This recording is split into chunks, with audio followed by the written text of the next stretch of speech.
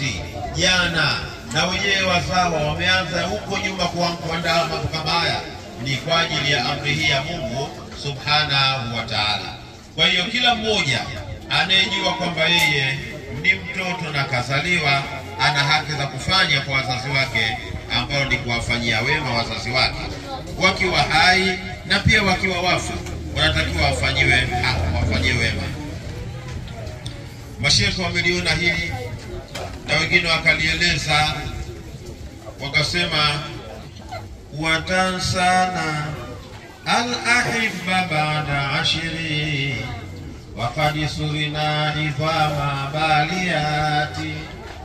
Watansana al-ahibba ba'da ashiri waqad surina idhama baliyati. Katika kipindi ambacho anasema shekhe huyu watatusahau sisi marafiki zetu baada ya kufa, na wakati huo mifupa yetu imekuwa ni mavumbi katika makaburi.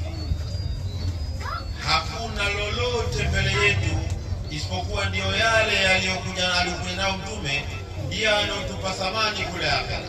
Na kama leo uliyapuuza huku yashikilia ukayafanya maisha, basi ndio kero na tabu ya msafara wa kuelekea kwa Muumba wetu Mwenyezi Mungu Subhanahu wa Ta'ala. Na maisha haya unapambana, unaminyana, kujaribu kuweka vitu vya kukutambulisha uwepo wako, lakini kuna siku unaambiwa waliyafanya kwa muda mrefu, tunakuondoa kwa dakika chache.